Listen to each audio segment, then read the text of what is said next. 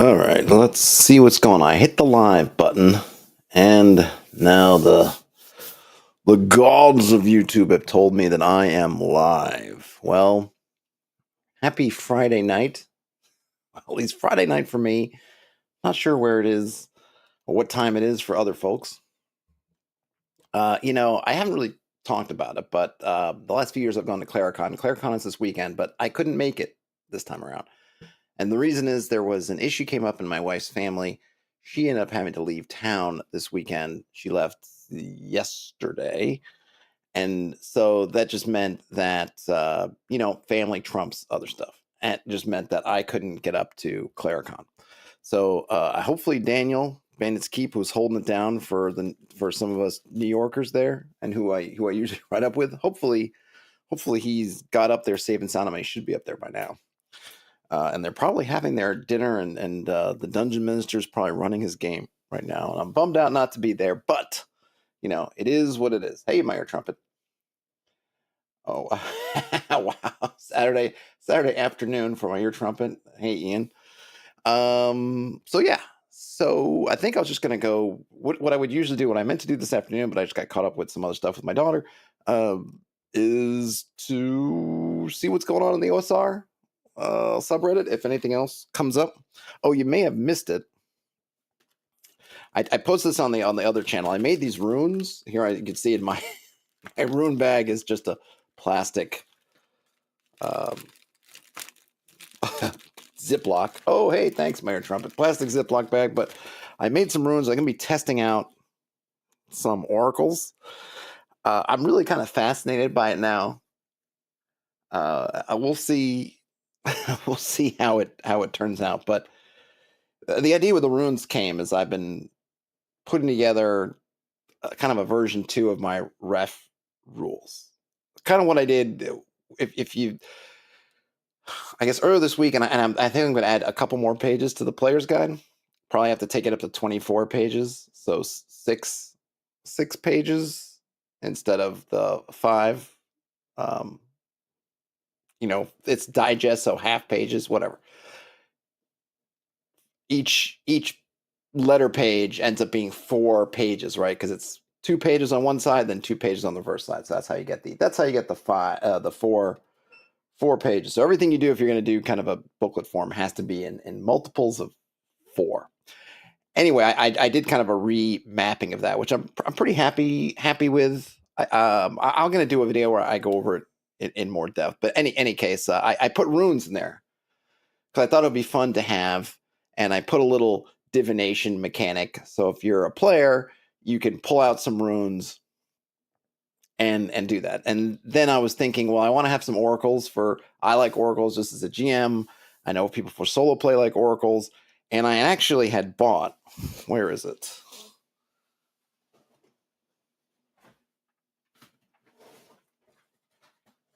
Hold on a minute.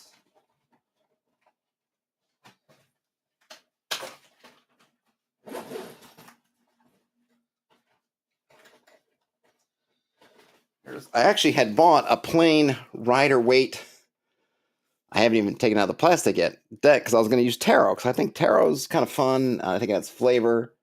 I wanted to use that, but then I was looking at the runes and I was saying I think people use runes for this kind of thing also. And I thought, well, I'm already using runes, so why don't I just keep leaning into the rune stuff? And so that's what kind of got that down there. And I'm going to keep playing with it.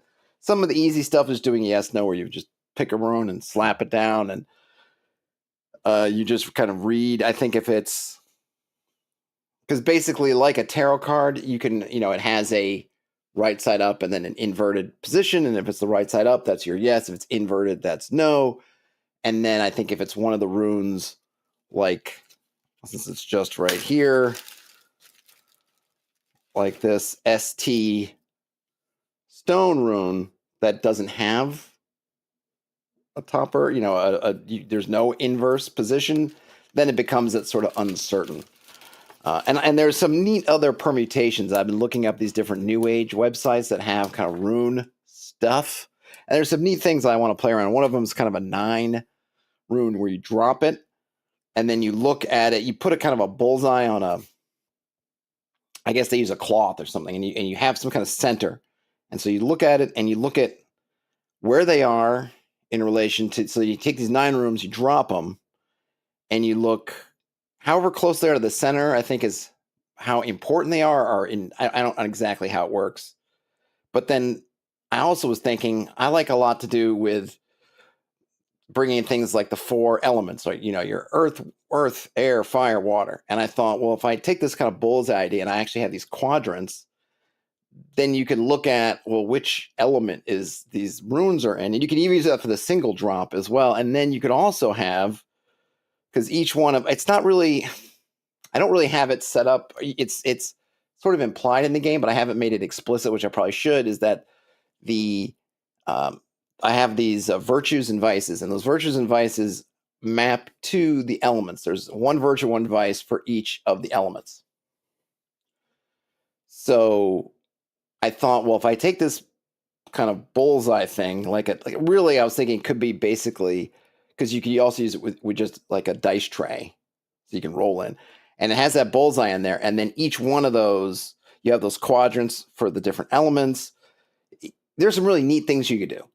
And not even just if you want to use the cards, but if you're rolling dice in there, you could have some fun with, I rolled a die or have my dice in there, and actually if you wanted to use where the quadrants fall as another kind of like, oh, they all like there's some cool stuff. There's gonna be a lot to be done with it, and I don't know how much of it. Part of my thing is too is it's fun, and I think for an in-person table works great. But how would you map this stuff to a VTT, which is not really my main concern, but I do think about it a little bit because I know so many people play online, including me. I will run games online.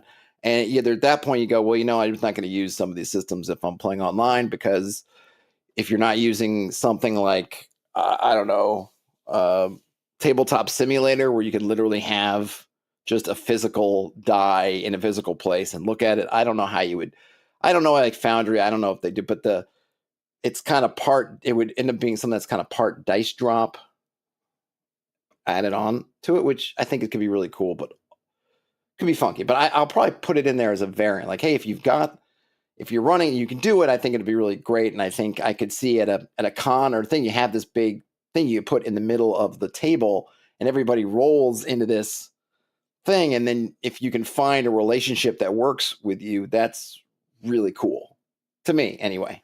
But, other stuff to be done with it. Let's see. My Air Trumpet says there are a few solo games that use tarot card mechanics. Yep. For sure. And also they says that, let's see, every way uses their own sort of cards to do everything. Yeah, I could definitely see if, so when I just drew these on cardboard. This is just, it's just a Sharpie on cardboard. I just literally cut cardboard while I divided the cardboard and made some basically 1 inch by 1 inch squares, drew the runes in there, and then cut them out. Right. So super easy.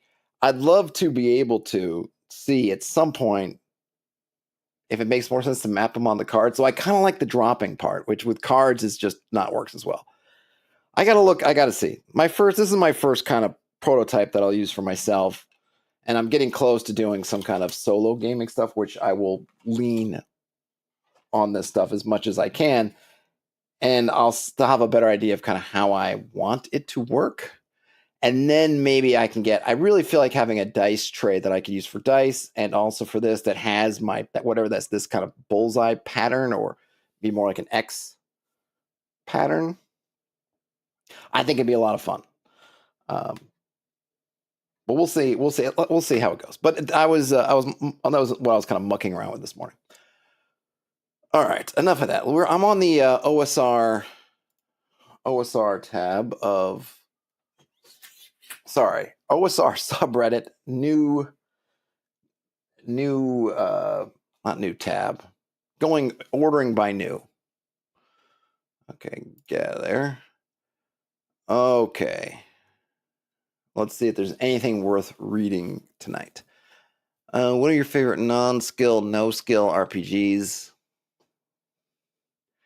I mean, it's kind of a loaded question, right? I'm tempted to go look in here because I don't know what they mean. Because even OD&D, BX, they have skills.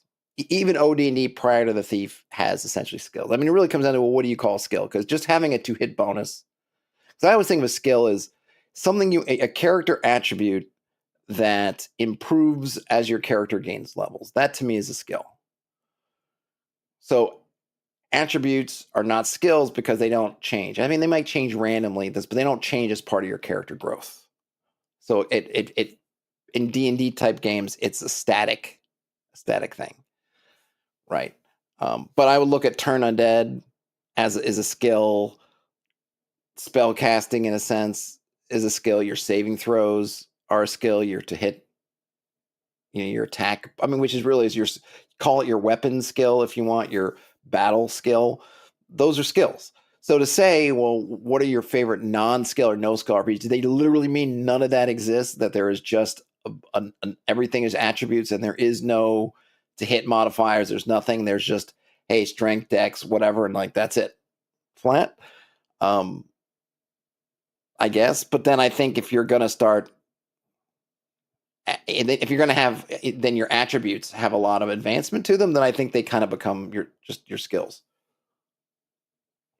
And this is some kind of lukewarm Jamaica for the working man, but I'm gonna pass. I don't know what they're starting. Okay, here's one. Looking for some choice. No. I'm really interested in Mythic Bastionland, but I gotta figure out. I want to read about it before I start reading about people making it their own. Let's see the blog roll. Let's see what's been posted in the blog roll. Let's take a look. Regional encounters and complications for the scaled lands. Let's see. Lone Star Zine Fest. 10 types of special rooms. At the Earth's core. Okay. Nothing calling out to me. From there, how common is magic? I don't know. The world building kind of stuff. I don't know. Those questions don't really interest me too much. American creators plead avoid UPS for Canadian backers. That's probably a good point. Is it worth getting Old School Essentials premium game for Foundry? I don't care. Okay, some art. Venture Tower. Venture module, the Hollow Tower. I like the nice cover art. All right. I like it. Oops.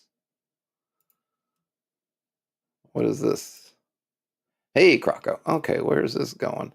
The Hollow Tower. An adventure for character level 1 through 3. A little hex map, a sandstorm. That's on Drafter. Okay. If it was like free on itch, I might have been tempted. But maybe check it out if it looks good to you. Okay.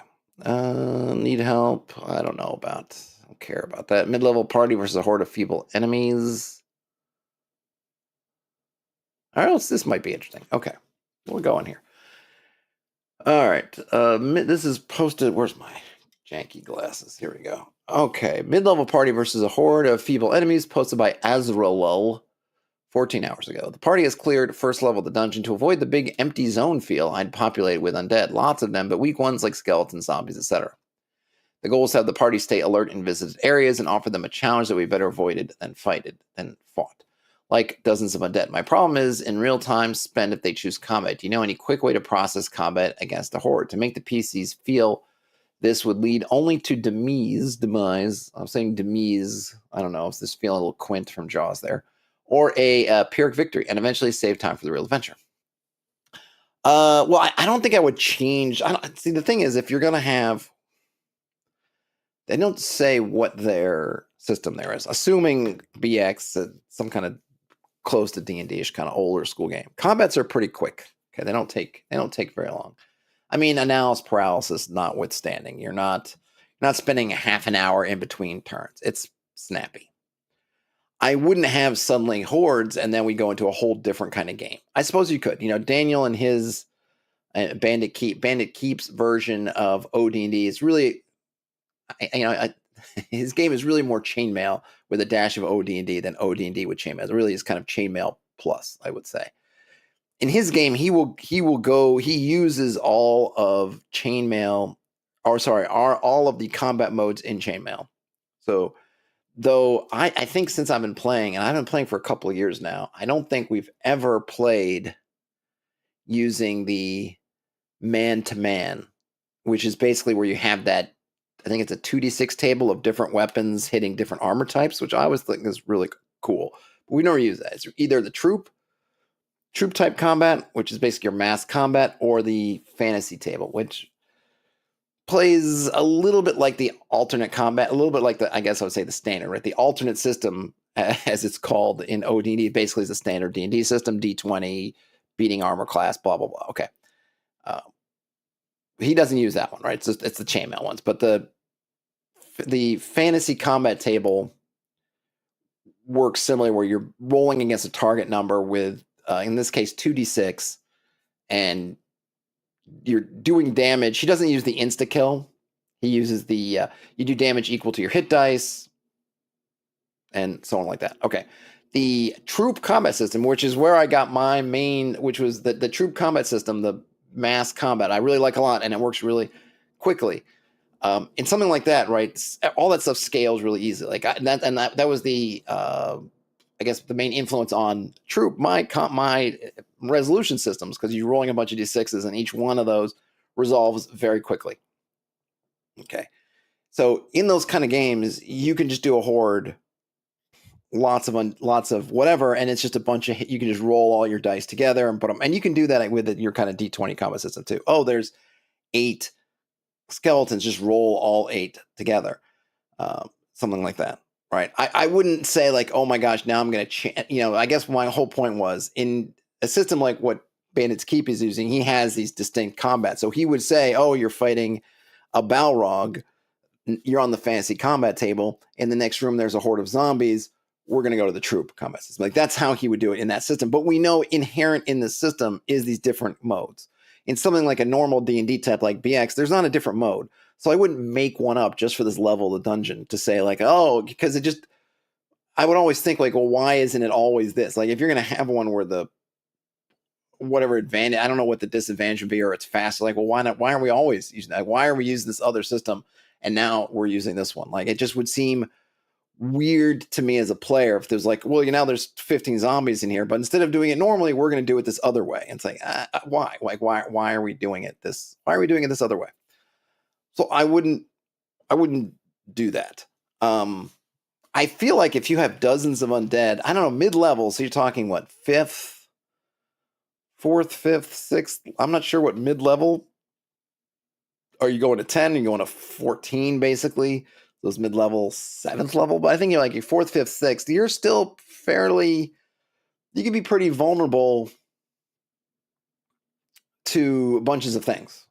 Again, depending on what you're playing. I mean, the interesting thing is in kind of a OD&D type systems, or like in Daniel's system, for example, you cannot cast spells into melee. So if some bunch of undead get on you and you don't have a chance, you might have some powerful spells, but if you didn't get them off before they close to melee on you, you just flat out can't use them. Now, that's not a problem in BX, right? But so that means as a system that it puts even characters who might have some really powerful abilities, it can still put them in a bind. So you have a magic user who has got 3 hit dice, they've got some good spells, but they got surprised. The skeletons are in melee now. They can't cast those spells, and they've only got 3 hit dice, and there's 8 skeletons. So if we're using the troop combat system, those skeletons may only need to roll 6s to hit, but there's 8 of them, and you only got 3 hit dice. It could still be a little bit dicey. Now, if you say there's 12 of them in there, okay, now it might be real trouble. And the same thing in a BX system. Maybe they need to roll 18 or better to hit you, but you're rolling 10 times. So, you're still playing a little bit with fire there, especially depending on who they might be trying to hit. Croco's got some comments in here. Let me read these. Croco says, let's see, the occasional horde is fine, but they aren't the most interesting in most circumstances, in their opinion. They always wanted to find a good mass combat system, need to read through a few. Last time they just used groups of 10s instead of ones, but that left remainders kind of vague and kind of hard to simulate a few powerful against many weak ones like that. Yeah, so in my system, you can just it's pretty easy because you can just roll a bunch of hit dice. Oh, there's 8 zombies. Each zombie has 1 hit die. I'll just roll 8 dice and just count it as 1. And fighters and other people can feel strong because if you have 4 dice, 4 hit dice as a fighter, and you need to roll, once you hit 4th level, you need to roll 4, 5, or 6. So you have a 50% chance of hitting on any of your dice, and you're rolling 4 dice. That's a really fun, as you can be kind of looking like a Conan type of just cutting through swaths of undead every turn as they're trying to hit you. So I actually feel like a system like mine, I think actually scales up pretty easily. But you can also do something like roll them as mass. Like you have eight. Just take your 8 skeletons, let's say, and just call it a horde and just scale up. And you'd have to figure out the math. They probably don't scale up to a full 8 hit die creature, but maybe you can scale them up. I don't know. You could do the math and say, we'll call it a hit die 6 + 2 or something, whatever creature, and then have it roll attacks, figure out what the matrix is for that. And you could probably do some odds of like, what are the chances of success, whatever, and figure out, oh, okay, if there's success rolling 8 and taking the best D20s is their average is about hitting this, and what does that look like in terms of hit progression? You can kind of put it there. You can actually put the damage as like 8d6 because there's 8 of them and there's d6. So then you could do something like that. I think would probably work, and then you could even just they've lost 2 of them, so now they're only hitting as 66 instead of 86, something like that. But I think enough of them out there, if you're flooding your dungeon with undead, that's going to be a problem, I think, for a lot of groups. Even if it's not in and of themselves a problem, it becomes a problem in that, well, what are we here to do? Because if they start draining all our spells, if we have Fireball and Lightning Bolt, and we've got a bunch of other spells that we've been sitting on, and we burn them all on some undead, then when we get down to the next level, well, then we don't have those spells available, or we're coming out of the dungeon and we don't have those spells because we spent them and we still got to get through as undead.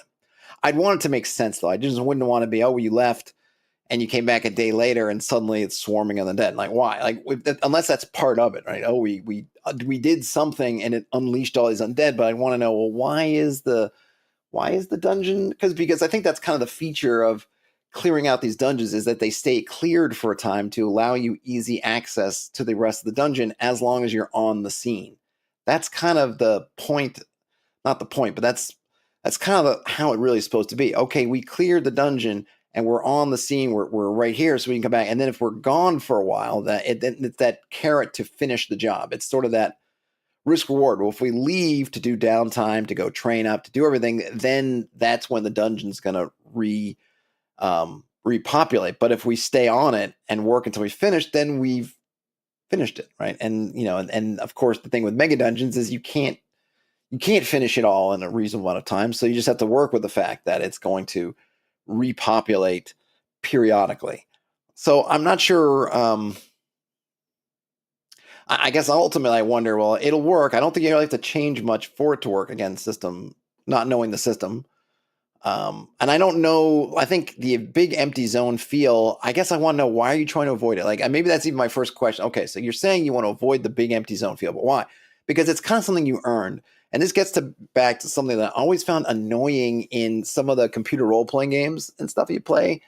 And I mean, in some games of D&D too, it's like this, where everything is constantly scaling to you. The one that comes to mind immediately is Oblivion, Elder Scrolls Oblivion, which everything would scale to you. And there were some tricks to kind of get around it, but essentially, you're fighting some goblins and you're level 1, so they're level whatever, then you come back at level 10 and you're in the same zone, and now they're level 10 goblins. And you just think, like, why did you, I mean, these can't be the same goblins I fought because I killed you, but why are you suddenly level 10 goblins? Like, what, how does this work? Right? Why are you doing it? And I think that there's that part of the achievement of, okay, now I've gotten to 10th level or whatever level it is, and I come back to this area, and you can kind of feel that power by like, hey, now I get to womp up on some goblins. Or the goblins are now running from my very presence. They used to be so scared of seeing 5 goblins. Now I laugh at, ha ha ha, I laugh at them. That's a fun thing. It's when you realize you've kind of made it. And I think the empty zone that's kind of the reward for doing the work of clearing the dungeon is you get to go in this place like, yeah, man, we cleared this out. It is empty. You can hear a pin drop. Like, we did that. And having it just like a video game, like you just hit the reset button and you rebooted the dungeon and now it's full of whatever. I feel like it kind of works against it a bit, unless there's a reason for it. But the reason shouldn't be a meta reason of I just don't want a big empty zone. Like, you as the GM don't want it to, because you can always just have them moving. There's nothing there. Just how long would it take to go? We go left, we go right, you go through this room. Oh yeah, we go down to get to the stairs to the next level or whatever. Like, it doesn't take long if they know where they're going and there's no threats. So what is it about that you want to avoid? And of course, if you have wandering creatures, which you still should, if there are further levels of the dungeon that are not cleared, is creatures from those levels could bubble up to this level. So it's not like because they've emptied it, there is no chance of encountering anything. There's just should be no keyed encounters, assuming they cleared all the rooms. Punk bandits running around in Daedric armor. Yep. Ian knows. Crocco says, if you don't have good AC, then even weak creatures are a problem. They definitely can be. Absolutely. And then Crocco says, I guess the undead just reanimate. And also, that would be pretty nasty. Dungeon level of undead reanimate after 10 minutes or something. Yeah, well, we don't have any sense of the time scale, but presuming it's from one visit to the next. So is that the next day? Is it the next week? I don't know. Crocco says the dragon for level 10 takes a vacation level 1. I mean, they might, or something else comes in, right? You might have, really depending on your dungeon setup, theoretically, it could be pretty quick if it is just, okay, there were goblins on level 1 and there were orcs in level 2, and the orcs realized the goblins have vacated, now they're coming up. Like, you could have some of that, which I think would make sense and could kind of tell the story. And I think I'd much rather something like that. If we're going to have I don't want a big empty zone, I want them to be wary, blah, blah, blah. Well, then I use something that actually feeds into whatever the story of the place is. And just having some undead isn't that, unless undead is the story of the place. So presuming it's not, then I'd rather have something coming from below or above, depending on how your dungeon's mapped out, coming in, than just that. Okay, but that was a fruitful. All right, reinventing the all right, so this should be good. And it's taking me to another. Why are you going from Reddit to Reddit? And this is going to a bear blog. Okay. I will post this. This is from Vladar's blog. Let's see. I'm putting the link into the chat in case you want to follow along from home. There you go. Crocco says, I feel like travel rules are the most reinvented thing. Yeah, I mean, I think there's probably some truth to that. The travel rules of Into the Dungeon Revived remained almost unchanged since their introduction of V1.2. I don't know what that is. Is that something that they did? I guess it is. Except for some minor tweaking here and there. They do the job, but have some issues that I've always wanted to address, but couldn't devise a proper way to do so until now. Okay, so so he's going to give us the current rules, which is good. Okay, so the core part of the current travel rules are presented below. Travel for 8 hours a day before resting for the night. Grid of 5-mile tiles. Simplify hex distance calculations. So he's got some stuff clear, rugged, and difficult. Which I can appreciate that, because a lot of times you find that you end up sussing out. And this is not a bad split, I guess, for your terrain types. In terms of just the travel speeds. Because you find, like in BX, right? Let's say you're getting lost, for example. There's 1 out of 3, 2 out of 3, and 3 out of 3. And all the different terrains slot into one of those. So you could just put it into 3 categories. One being the 1 out of 6, not 1 out of 3. 1 out of 6, 2 out of 6, 3 out of 6. So instead of having them for each terrain, just coming up with these, which I've seen, I think Twilight 2000 does something similar. They even might just have 2 different terrain types. I get it, right? I like to have the differentiation, or at least I like the ability to differentiate more if I want to for different things, which is why I came up with that whole traps system. But I can appreciate just the kind of simplicity. Hey, it's clear, it's rugged, or it's difficult, right? To speed up calculations, choose a dominant terrain for a day or half a day of travel and apply it the whole duration. Exhaustion check, make a strength save or lose D4 strength if mount on a vehicle for your mounts. Rest for a day for every 6 days traveled, or make an exhaustion check for each extra day of travel. And then we've got some speed modifiers for roads, forced march, large groups, encumbrance, and then kind of weather stuff, blah, blah, blah. Okay, the issue.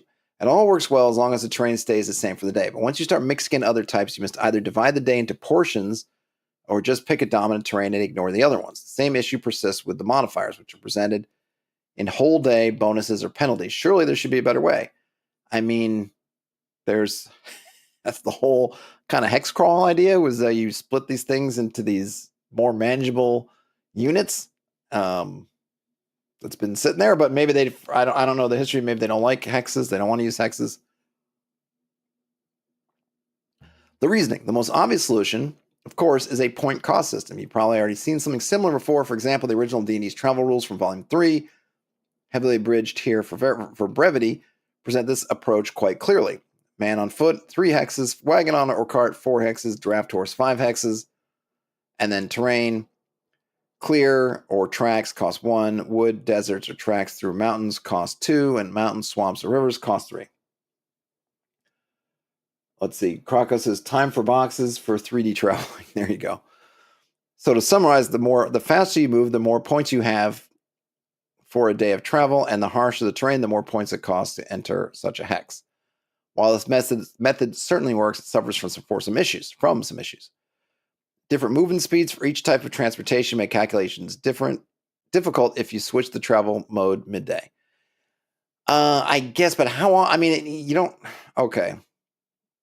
I guess he's still looking at on a daily thing, because if you're doing it per hex kind of thing, then if you're calculating on a per hex basis, not a day basis, then that problem goes away. And I also wonder, isn't that a bit of an edge case? But I'm sure he's got a solution to it, or they've got one. Okay, so the number one, different movement speeds for each type of transportation can make calculations fiddly. Second thing is penalties for different terrain are constant regardless of the type of transportation used. I think that makes sense for the most part, but we'll see what their solution is. And then the third thing is a rough granularity of speed and terrain cost steps is too drastic, and due to this, too far removed from reality. The rough granularity of speed and terrain cost steps. So I guess it's 3, 4, 5, 1, 2, 3. Too far removed from reality. I don't know if I agree with that either, but okay.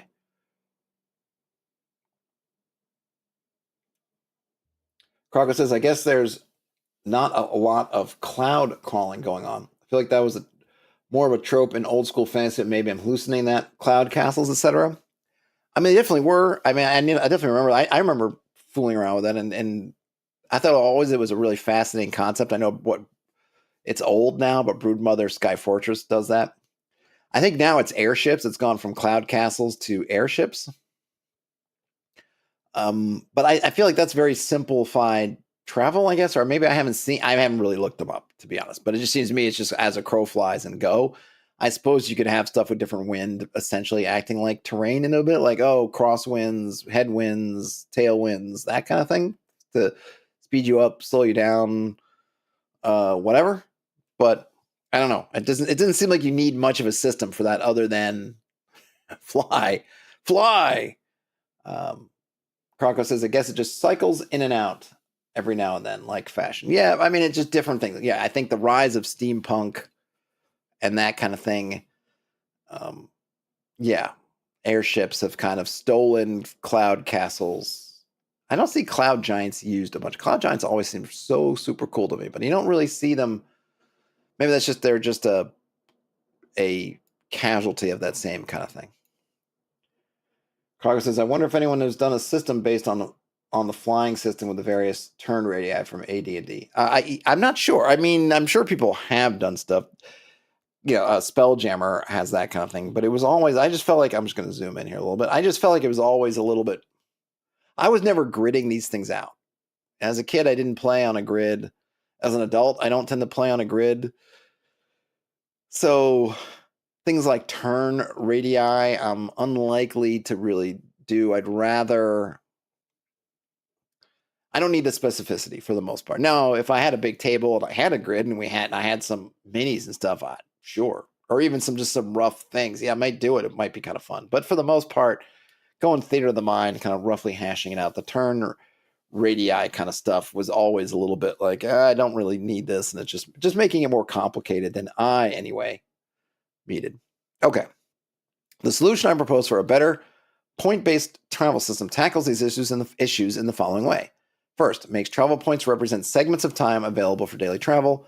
2, differentiate terrain penalties depending on the method of transportation used. All right, so I feel like the first one, it's kind of like, I guess it's interesting because we're looking at this on this person's system. And I think one of their biggest issues is just the fact that they were doing everything on a per day basis. And just going to per hex or per smaller unit of time, like most people use some kind of watches, call it a watch, call it a shift, whatever you want, a march of 3 to 4 hours, kind of removes that problem because then you're doing it for each of these segments and not have to deal with the whole day. So it's kind of interesting. I feel like they kind of painted themselves into that box by we're using a whole day as a chunk. And it's like, hey, just break the day into smaller pieces and you get more granularity.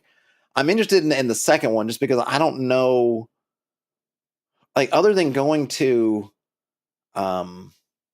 flight, if you're in hilly terrain, whether you're on a horse or you're on foot, it's still going to affect it. You're not going to move as fast. There's no freeways.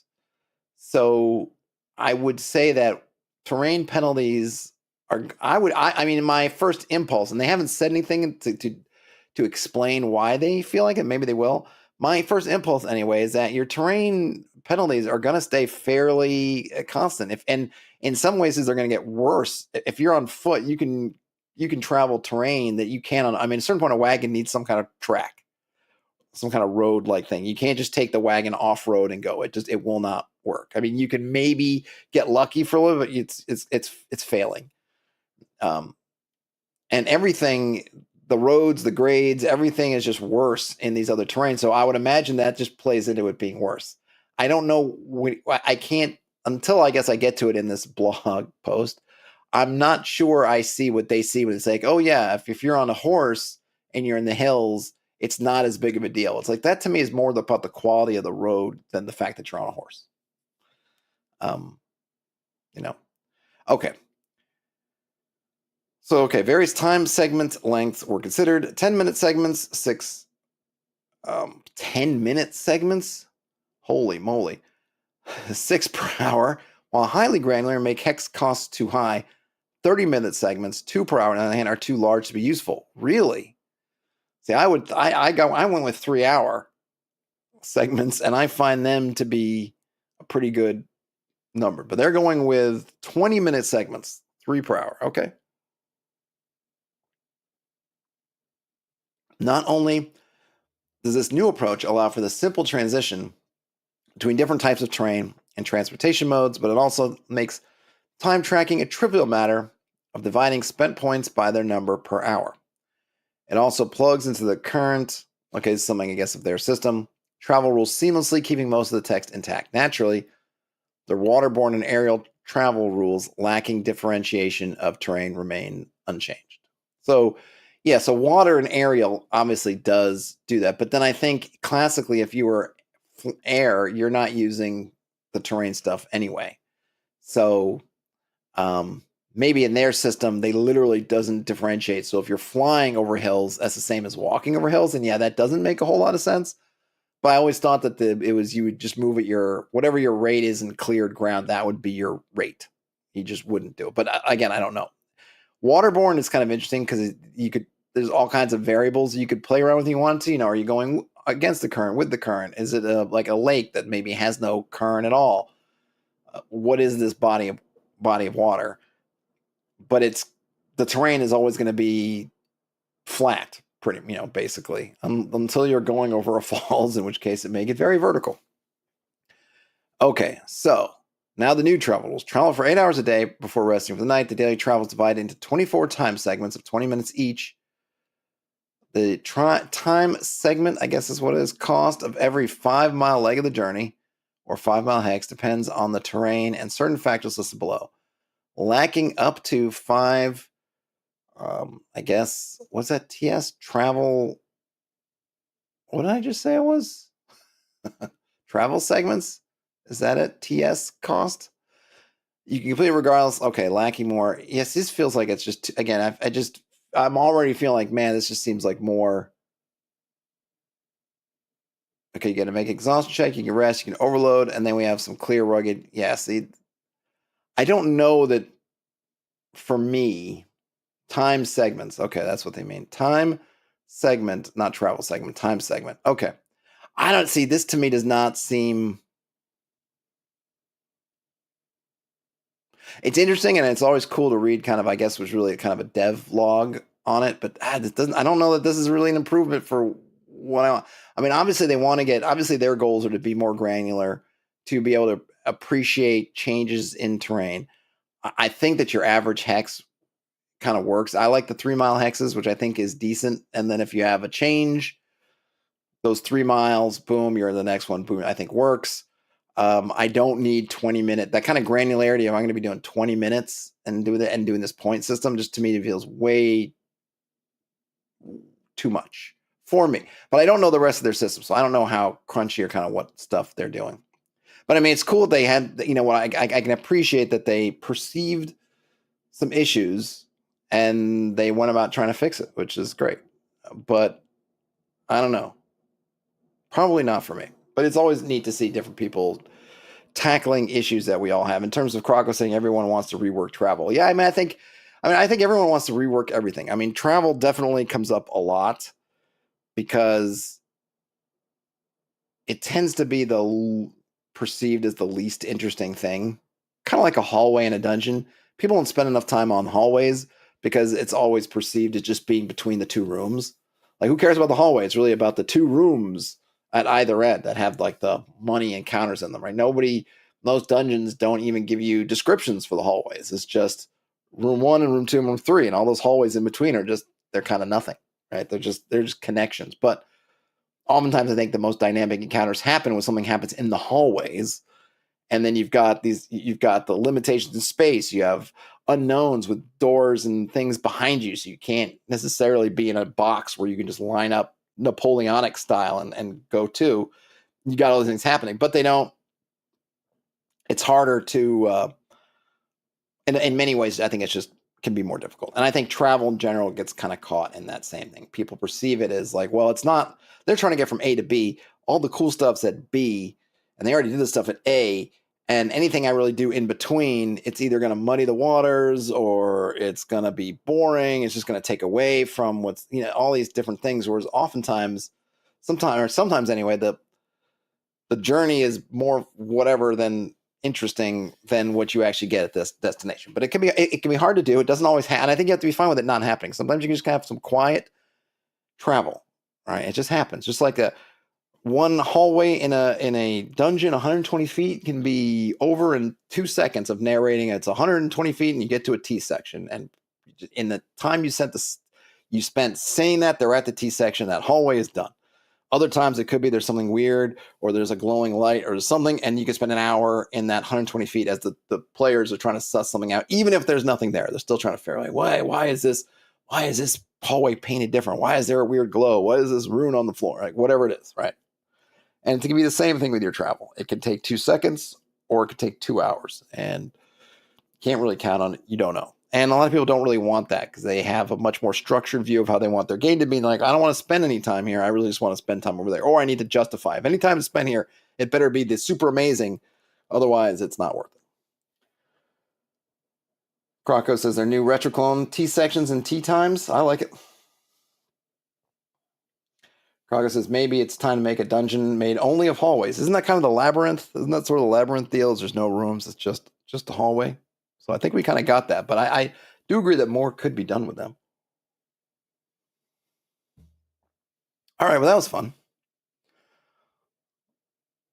Okay.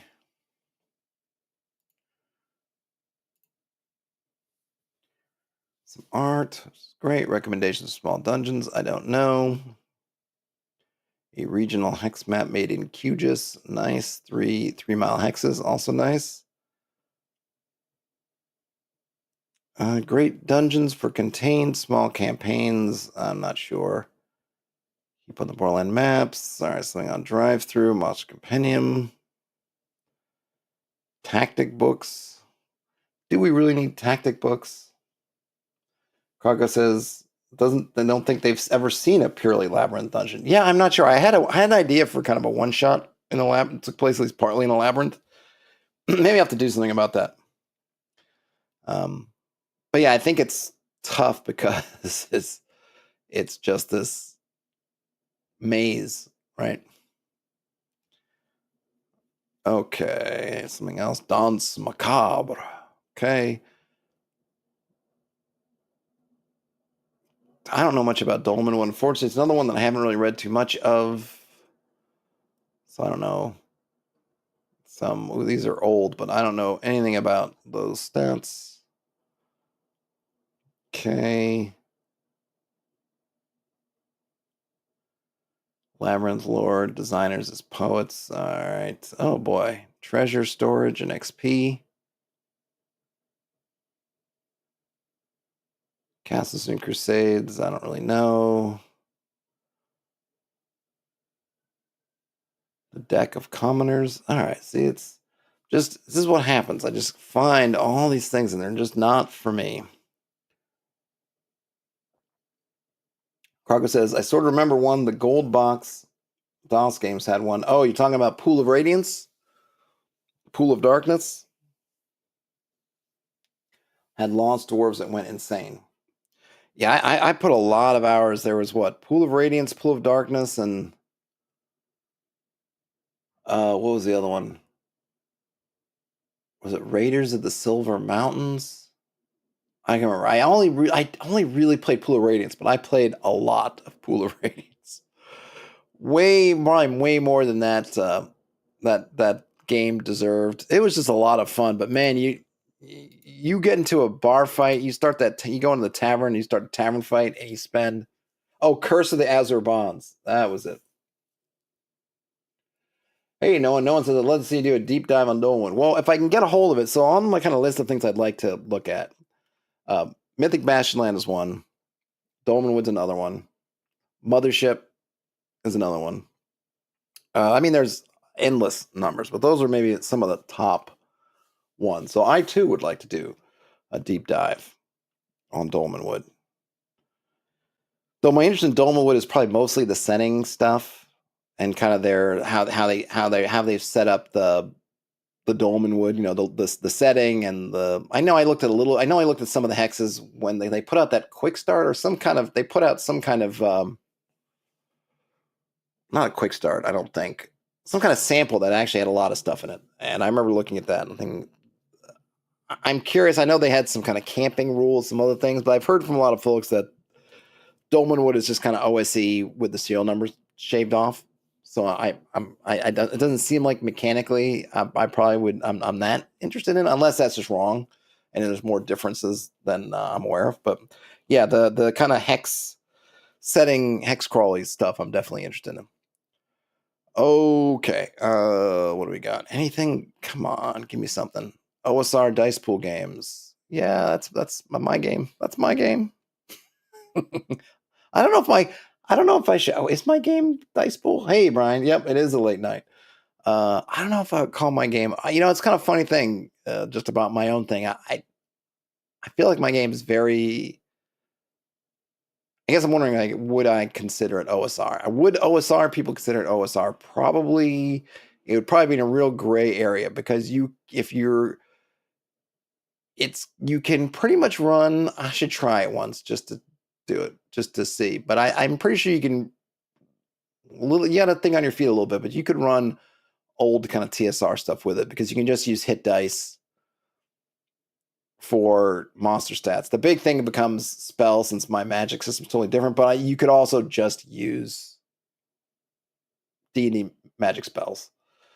Do that. But I've been thinking about that. Like, is my game really OSR? at this point. I mean, it's based. The main mechanic that might be hard to tell is I was really influenced by Troop Combat from Chainmail.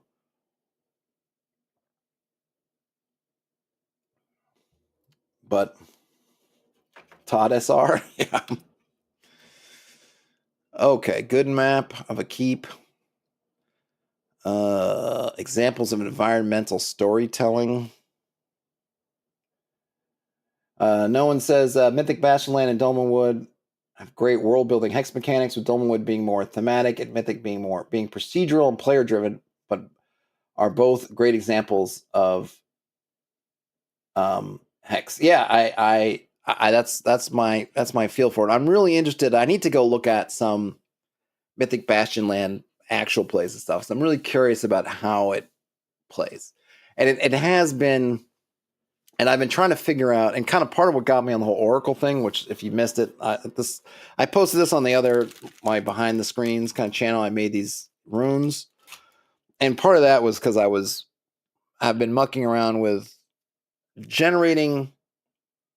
I think Croco saw this on the Discord, using kind of random events as both events that are happening, but then also basically as your plot hooks, essentially. So you're kind of combining, or at least I don't know, maybe this is just nothing. People are like, oh, I do this all the time. I don't know. Usually you got your plot hooks, right?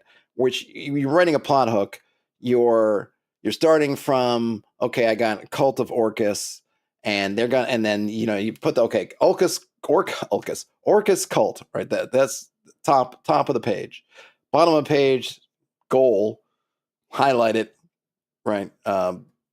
Summon Orcus. And then you put some things on the list. Okay, they try to this. And or maybe you just have one thing. And then you go, okay, well, they're trying to get this scepter out of a tomb. All right. And then you take that. And then you got that. Okay, that's my adventure kind of through line, basically. And now we put, okay, well, now we can talk about the tomb. And so you start setting up things like, we saw some cloaked figures skulking about this cave entrance. Oh, okay. I've seen fire. Some woodsmen seen fires in the night somewhere that they shouldn't be. Right? Things like, okay, and they're all pointing you towards this thing, which is, I'm like, okay.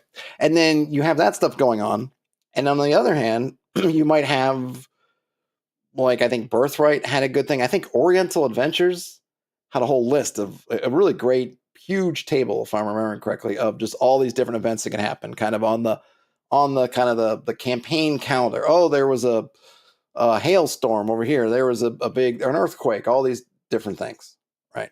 But they don't really connect together so much. You've kind of got your hooks and you kind of got your events. My thought was, and this wouldn't work for every single event, because obviously it wouldn't work for a hailstorm. I mean, it could actually, but it would be just different. But the idea is, okay, well, what if we just generated an event? And actually, because there's nothing really going on here. Let me just let me swap things a little bit, and I'll show you what I've got. I'm just going to switch here. Okay, let me just get my screen set up, and I'll switch back. So we can see what we're talking about. I like that one, Brian. Scepter, I hardly know her, but bum. Striker. I need to watch Airplane again. Okay, I have it in here. Let's make sure I'm in the right place.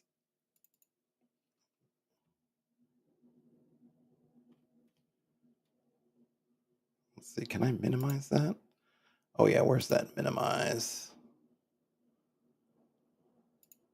Okay, there we go. Okay. Now I'll switch back. Behold.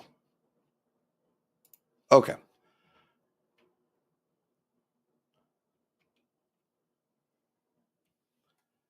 Brian asks, is the new Naked Gun worth watching? Does anybody know? I watched it. It is worth watching. It is not nearly as good as the old Naked Gun movies. I appreciate the effort. was it Akiva Goldsmith, who I think is at least one of the writers on there. It doesn't work as well. It's not. I think those movies are deceptively hard to do, and the Zucker brothers and those guys were exceptionally gifted at that kind of movie, and it's just it doesn't work quite as well. Pam Anderson's good in it. I think Liam Neeson's good in it. I don't know, like the Naked Gun, it just captured a certain moment in time too, with everything it was doing, and you just, like Liam Neeson. I kind of wonder if they could have gone or should have gone a different way, just in terms of Liam Neeson. I think can be very funny, but he's not funny in the way that what's his name, Frank Drebin, Leslie Nielsen was funny, and there was just something with the actors. I mean, completely overlooking the whole, like how weird it is when you watch that post kind of OJ stuff, but just the actors, like getting Ricardo Montalban, just getting all the Priscilla. I don't know. It's just really hard to just replicate all this kind of stuff in the movie. But I would say it is because I would say it's worth watching because there's not really anything else, unfortunately, these days like it. It's probably not even as good as, say, Hot Shots. I would rank it definitely below Naked Gun, definitely below Hot Shots. So I don't know. I'd probably still put Airplane maybe one, and I don't know, Naked Gun is so close, right? It's a few steps below that, but it's better than a lot of other stuff, and I would definitely say it's worth watching. Okay. Too many clothed rifles? Not enough. All right, so I can turn off.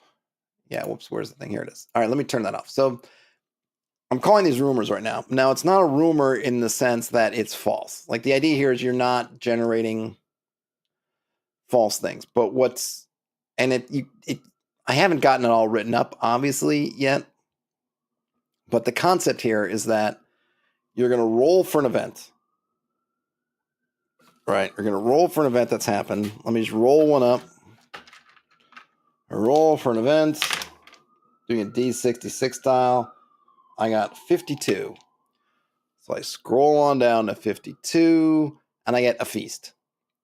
And what I will get from this, okay, is this is what's happening, and it's happening somewhere. And I think I have, actually, I just need there we go. All right, so it's happening somewhere. And then I can figure out the where. So what you would get in terms of this original initial thing that's happening, and I probably should put some weather things also, is that as a player, if you let's say you enter the town, let's say you're in the settlement where this thing's taking place, right? So you might come into the local tavern, or you might, at that point, you might see preparations for this feast that's happening. You might not be invited, whatever, right? But this is what's happening. It's a feast. Okay. Now, how does this? So that's the event part. So the event part is, oh, I'm in town. Oh, and there's a feast going on. So this is my dynamic. This is my dynamic world going on. Yeah. See, they're not just waiting around. They're having a feast, even though we weren't doing anything about it. Okay. But it's also the plot hook in the sense that as players, I hope you start to think about there's a feast going on. How can we profit? Excuse me, a little cough there. Akraga asks if I have an option to bind results to factions. I mean, yeah, I've got some things here. So, but the first thing is, let me just go into the first step. So the first step you get is, hey, there's a feast happening in the town. Right? Now then immediately, Krog was talking about factions. If you have a feast happening in a settlement, it's either there's either a religious leader or the sovereign, the terrestrial leader faction that's going to be involved. Like either the Lord is throwing this feast, or maybe whatever the church, temple, whatever's throwing the feast. I mean, there's sure you might in some way have some other rich, depending on your vision of what your world looks like. Maybe you have some rich individuals, but basically, I play a pretty grounded. You're in the village, it's the local lord throwing the feast. In a town or city, you might have merchants, and then you might roll. But hey, if I roll that I've got a feast going on, and it's in this one hex that's got the settlement, it's the local lord throwing the feast, unless there's some religious thing. But you could roll for it to be something else. But the point is that's all you get. Hey, there's this feast. Now, as a party, players, you may go, I'm not interested in the feast. Because maybe you got some other, if we're taking this as a new game, I might roll up a couple things. I might say, oh yeah, there's a feast happening here. I roll again. I got 32. So, okay, I got a feast. Let me see this. Hold on, let me just do something here. Oops.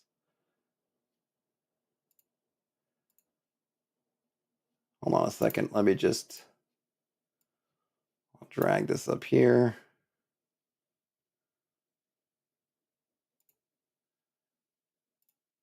Okay. All right. So I roll. So maybe we go, okay.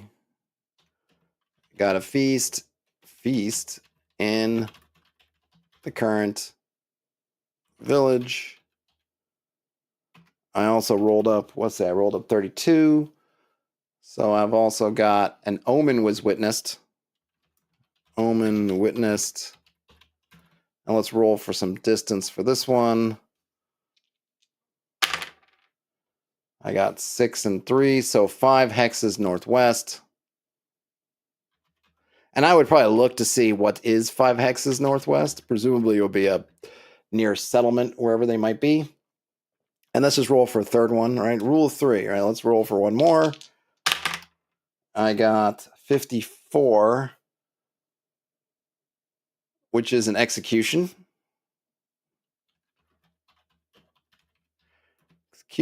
And let's roll for where that is. 25, 1 hex to the southwest. So in a sense, here's what your party's looking at. Let me see some things in the Croco says, one thing with rumors that they were thinking about is who tells the party the rumor. Croco says, which might tie into how they approach it, or you could just have that color the rumor. Yeah. So I mean, well, there are a couple things, right? So yeah, how do they find out about it? Obviously, if it's something that's in a settlement as a whole, so there are some of these that are pretty big, right? They're a battle was fought, so any number of people are going to be talking about that. You can get into who the messenger is, and maybe I can make a table for that. But I kind of feel like you can sort of play it by ear, right? You could the feast. You're going to see the preparations, even if it's happening in that. Because I would assume a feast is not happening in the town itself. I would presume it's happening in the Lord's castle, right, in their keep. They're having this feast in their hall, but all that's drawing on resources, extra foods being brought in. Maybe entertainment is coming, right? It's pulling, they're pulling all this stuff from surrounding areas. So anybody in town is probably going to be, I should say the village is probably going to be having on their lips, they're doing this, and like what's going on? And certainly in my vision, just to kind of get a whole full sense of it, right? So you have your villages really revolve around the stronghold. No independent services. I should say no independent goods or services, with a few exceptions. There might be an alehouse, a miller, and maybe a hospice. So a couple things for just how this is working in the way I'm viewing the setting. Okay, just to get this. I don't this is not like, oh, I come into the town and I go to the tavern. It's like you go to there are towns and there are taverns, but most of the places that you're going to are their villages, and they don't have anything for you. There's nothing to buy.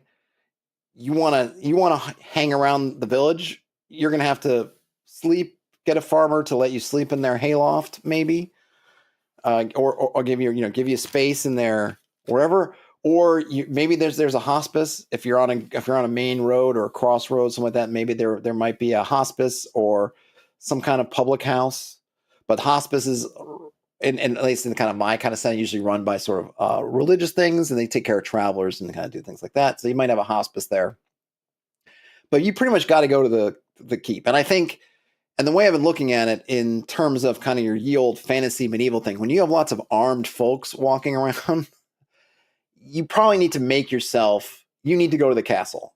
The lords are, if you want to stay on good terms and not be ridden out of town or arrested, you probably need to go to the town, go to the lord or his rep, and make your presence known. Hey, we're here. Like, we're not here to cause trouble. Kind of like in a Western. I remember it's Silverado, one of my favorite Westerns.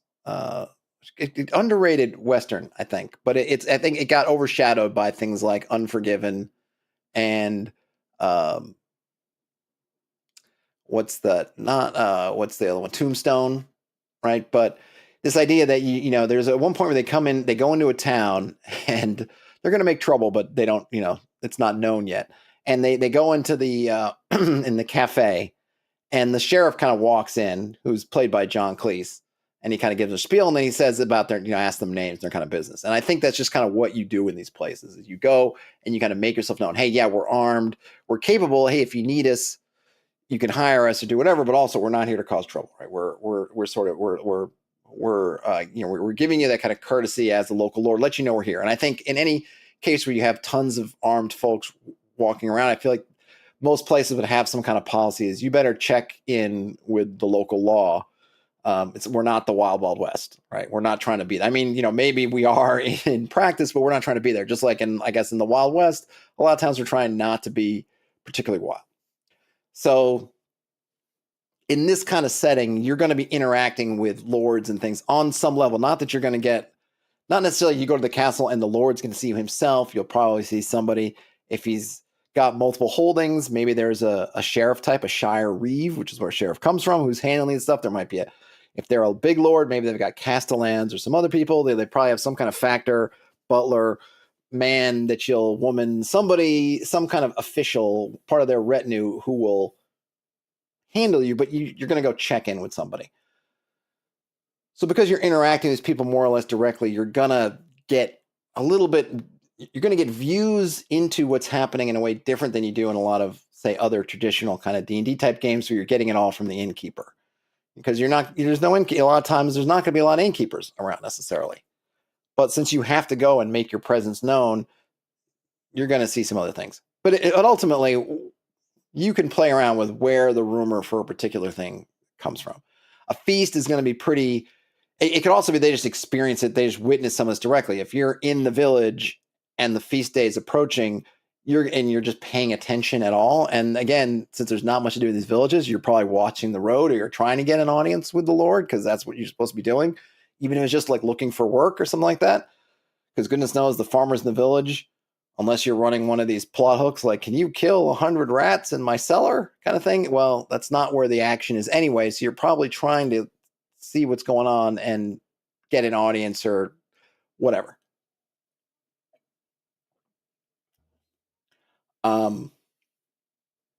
So you got that kind of going on. So feast in the current village, got to be pretty obvious. An omen that was witnessed 5 hexes to the northwest.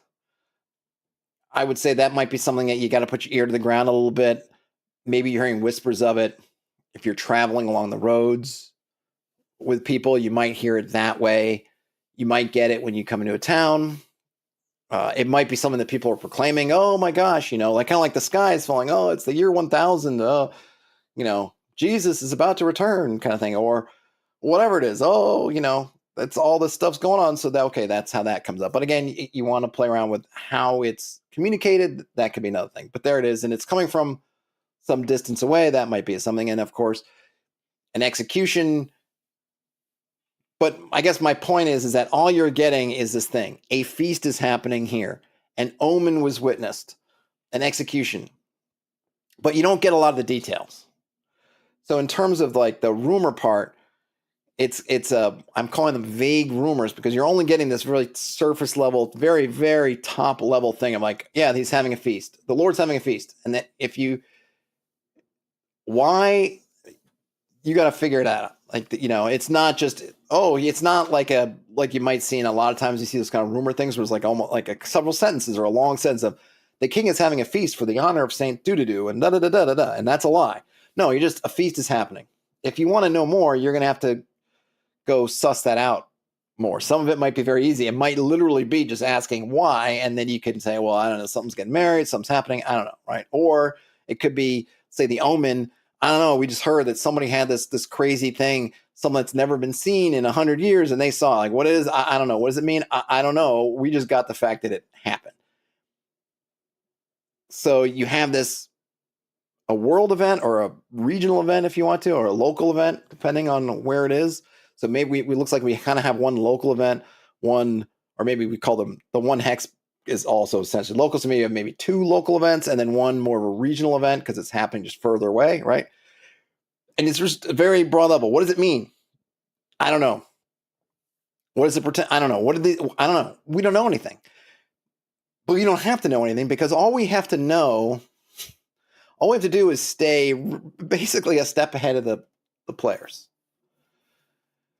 Or at least revealing what they do. So if the party, you're doing your thing, maybe it's as a new game or something, and you're like, okay, you're in this town where they're preparing for a feast.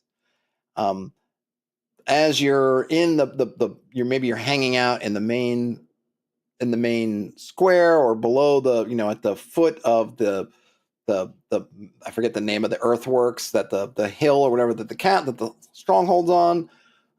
You can hear there's a lot of hubbub going on because not only is this feast happening, but you hear some people talking about this omen, that was witnessed, that people saying it's just a once in a generation kind of thing that was seen, and what does it mean, right? And then you also hear, because some of these people are also coming from a neighboring village just down the way, that they got somebody, they're erecting the gallows or whatever, they're putting the platform together where they're going to do the beheading or the hanging, or however in your world they tend to execute people. Now the who's, the whys, we don't know why there's a feast. We know because the feast is here. We can just say, okay, the local lord's doing the feast, or the local religious person. We can roll a die, or we can ask an oracle. Is it the Lord, or is it is it yay or is it nay, right? And then we have this omen, and we have this execution. And that's kind of all we need. And then we just wait to see kind of what steps the party does to glom onto one of them. And when they do that, then we can either, if we have ideas, we can just go with them. Because maybe I say the omen, and I already got stuff in my world. It's like, oh yeah, that makes sense. I'm looking up in an area. Oh, there's a religious sect up there. And oh yeah, this totally makes sense. So it kind of just plays in the stuff I already have. So I just write it in there. But if it doesn't, I can just kind of leave it and then see what the party does. And once the party starts to make moves on it, then I can use further oracles or things to then flesh out the whys and who's attached and that stuff. Okay, so Brian says, say the party decides to pursue the execution. Can you roll on something there to flesh that out, or do you have to slow play it and have the execution figured out next session? I mean, it really. So yeah. So I would say, like this is where I have some of these other tables. So let's say the execution, and they ask about it. So I have some very, this kind of system does either need to have a little bit of your improvisational kind of mindset going, or you can set up some more tables, or maybe the night. So let's say, so they just did the executions. Now we need to know, like, well, who's getting executed? Now, in this case, this table here it's essentially, and maybe I could come up with a folk table, because folk are just people, right? Folk are people, powers are factions, creatures are animals and whatnot, monsters are monsters, Yonderkin are like fae, and whites are like spirits. So we can already kind of say like, well, it's not going to be a white. They're not, you'd kill those and display them, but I mean, you could execute, I suppose it could be because Yonderkin, like fae creatures are intelligent. Maybe you hold one up to be executed. It's not going to be a whole faction. You're not executing the duchy. Even if you're executing a duke, it would be an individual, right? So you say, okay, it could be a folk, could be Yonderkin.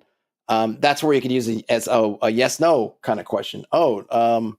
Is it a person or is it a fae? And I might say that it's most likely a person. So I would probably say really 5 out of 6, it's a person. 1 out of 6, it's some kind of fake creature that was caught and they're doing something too. So I rolled a 1, so it's a person. Maybe I could probably add a table in here that's what kind of person, because I have kind of some bit about what kind of some things are, like what kind of creatures and monsters that I could probably have one for people, but maybe I could say, okay, let's just say 1's a peasant, 2 or 1 to 2 is maybe 1 to 3 is a peasant. Let me hold on. Let's see. So let's just make a folk. Let's make a folk table really quick. So we've got 1d6 folk. All right. Okay. So 1 to 3 peasant.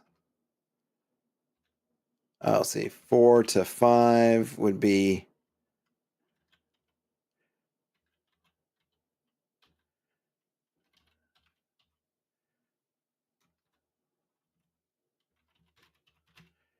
right, something like that. So we could just have a simple table. So I'll just roll on that and say, okay, well, they're going for the execution, and I roll a 3.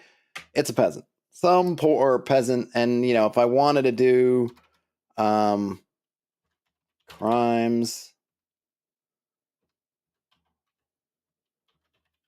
all right. So we've probably got. I would say probably the big one is right, theft.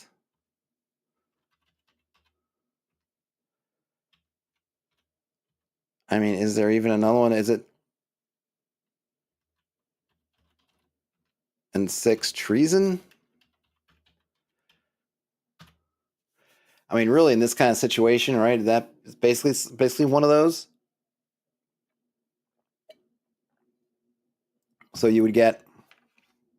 So let's say, okay, and the crime he did, wow, was 6. So something treasonous. Someone could figure it out. I mean, eventually you're going to have to put in some kind of your own thought into it. I can't, nobody can table everything out for you, right? But I feel I could probably add in a couple of tables like this really quick for crimes, vague. There's probably some other kind of crimes, but really I just feel like in those times, it's essentially theft, murder, treason. Probably be the ones. Maybe there's some other one. I mean, a lot of things can end up being theft. Fraud would probably come down to theft. Essentially, you could think about like a lot of things. Just be like, oh yeah, you told us, you sold us, crap that you said was an elixir. That's basically thievery, right? If somebody died from it, maybe you get upgraded to murder, and of course, anything that's in any way seen as is threatening the status, the power structure of the status quo, they would, treason. Whatever. I feel like those would probably work. So, you can kind of figure that out. So if they decide to go see what the execution's all about, you can roll whenever it's convenient. If it happens to be in another session, great. If you roll in the moment, that's great. If you have a particular NPC in mind, you could probably slot them in. I think my idea is that you just keep. So I guess the idea is you keep drilling in. You sort of use. Well, how can I put this? You drill down only as far as your party drills down into it. So we get to we'll just keep playing through this kind of execution bit. So we have the execution plot. Execution plot. Okay.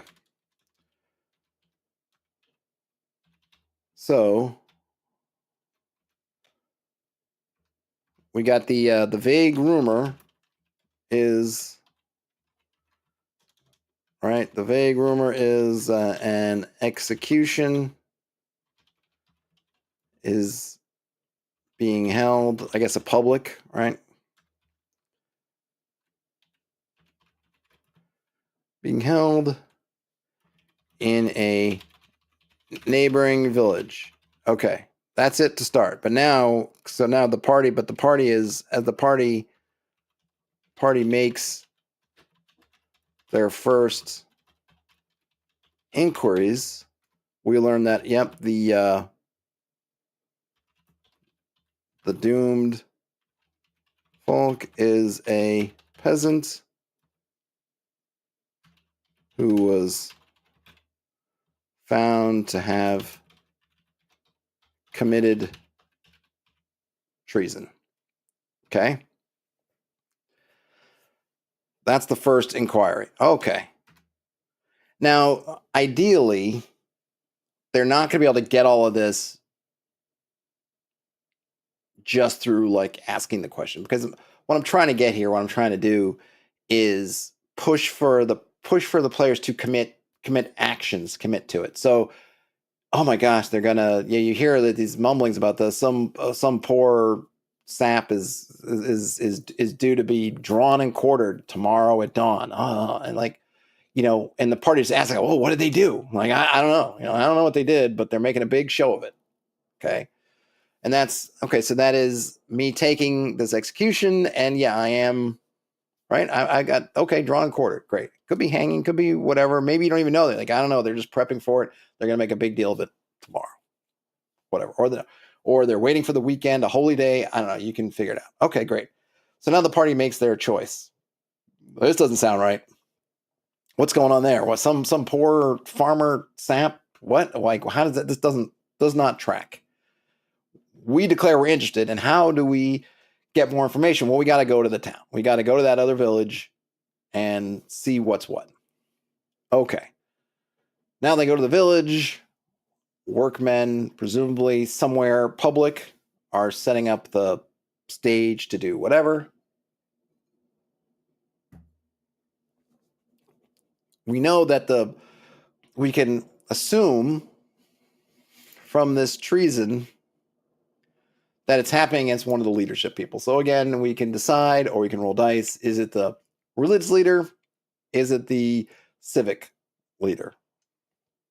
If we got an idea, maybe there is no religious leader here. Not every village is going to have some, big arch priest or whatever, right? I mean, there's some priests here. Maybe they're not. Maybe the village where the party started at, that's where the really, like, it's not going to be everywhere. So we can say, you know what, there's the local lord. So, okay, so we know who the intended victim is, but we don't know who the person is, but the party doesn't either.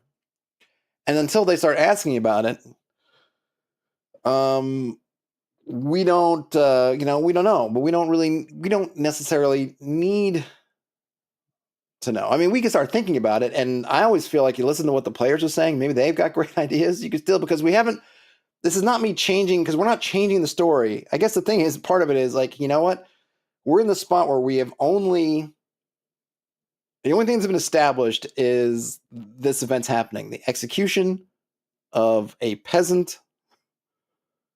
That's all we've got here, and the town. That's it. So everything else is, we don't know what it is. So it can be whatever we want it to be. We're not tied down by anything. Obviously, once we establish it, it's established, but we haven't established it yet, so we don't know. It's up to the players to start asking around. Well, we already decided, because we rolled the dice, that it was treason. So if they ask about, like, well, what did this poor guy do? Treason. Something treasonous. I don't have a table for that. I'm probably not going to make a table for treason. You got to figure it out. Did they try to, did they try to kill somebody, or and we don't. And again, remember, this is just what people are saying about it. So this is where the rumor part comes in. We know this execution's happening. This is true. The execution's happening of this person for this day. Everything else is some level of hearsay, interpretation, whatever.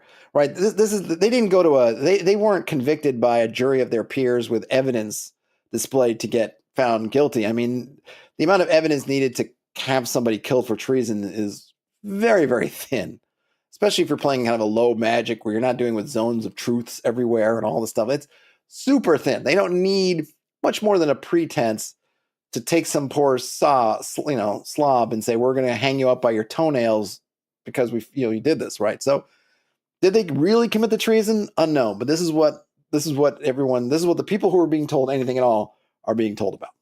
Okay. So we got that.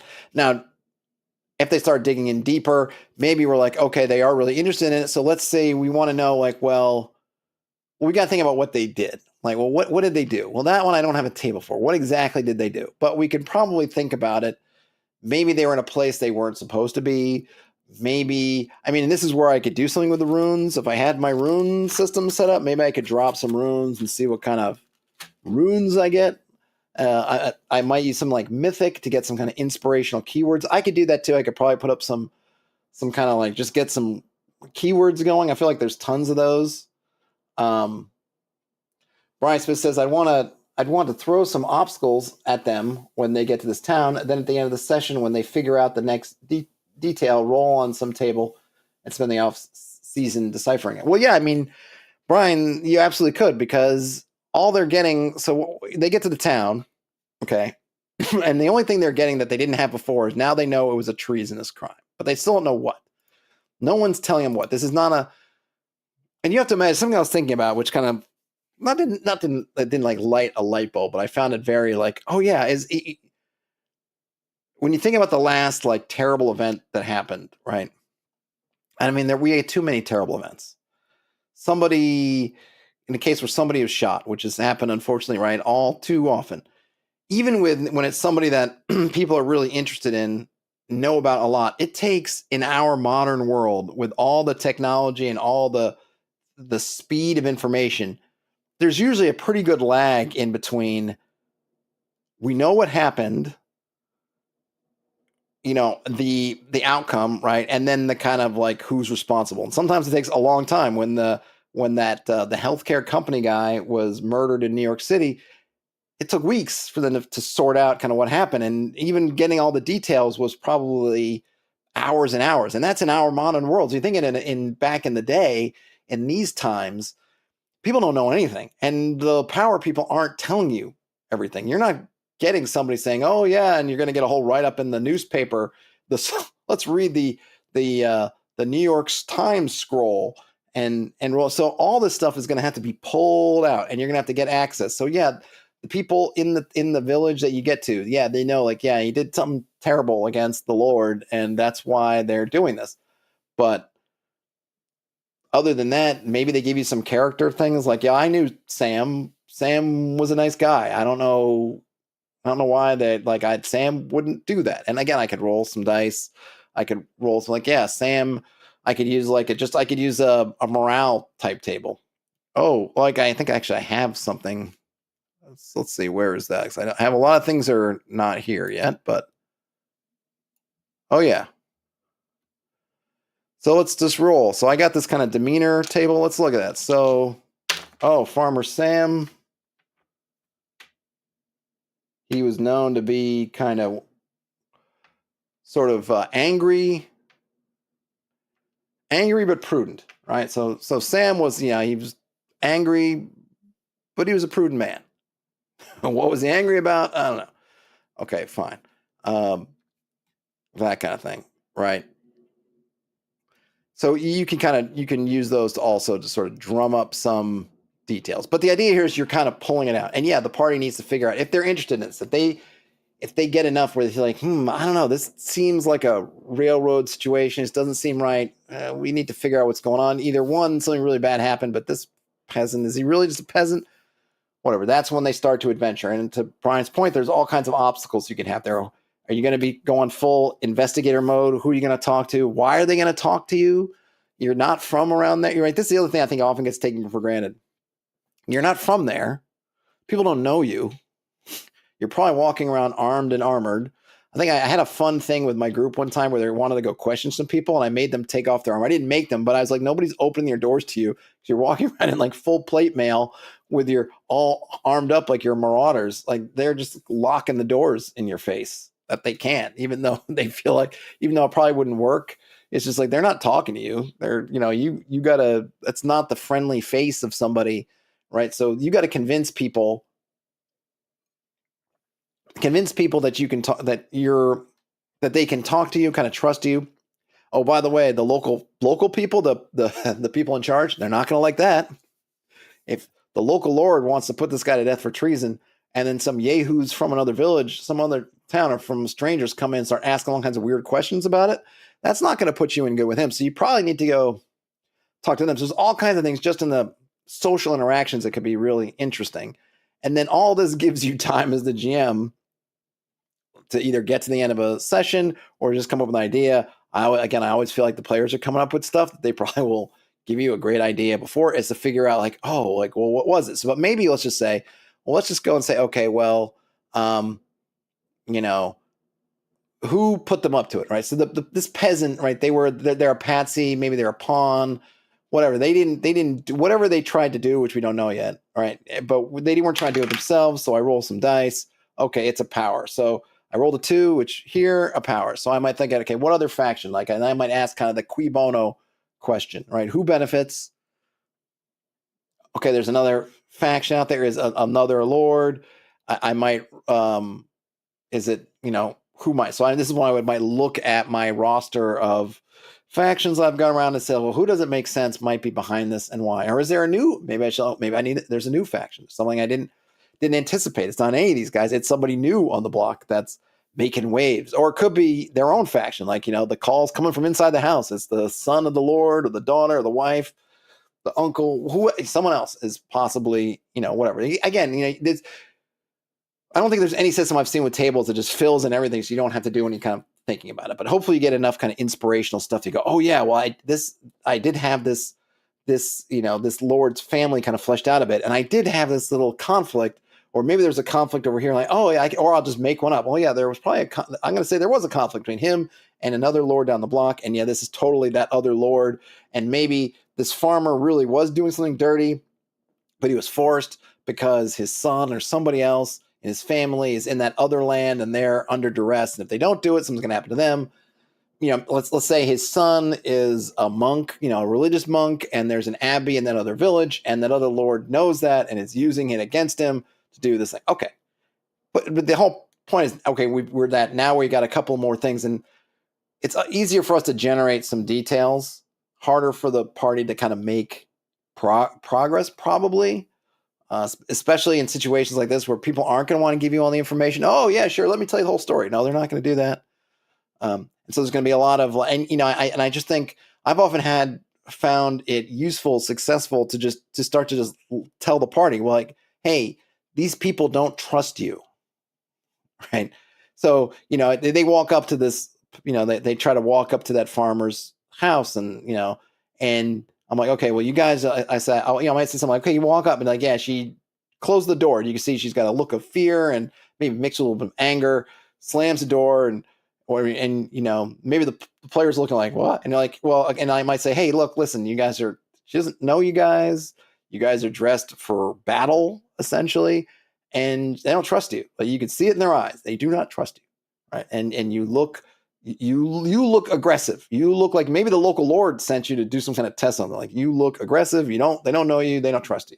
So if you're serious about this, you're going to figure out that issue. I might also talk about that maybe there's some soldiers, guards, the Shire Reeve, whomever might be side-eyeing you, coming up there and talking like, oh yeah, and also you could tell other people are looking at you, and you get the feeling that your movements here and who you're interacting with is being watched, right? You're being watched. So what do you do?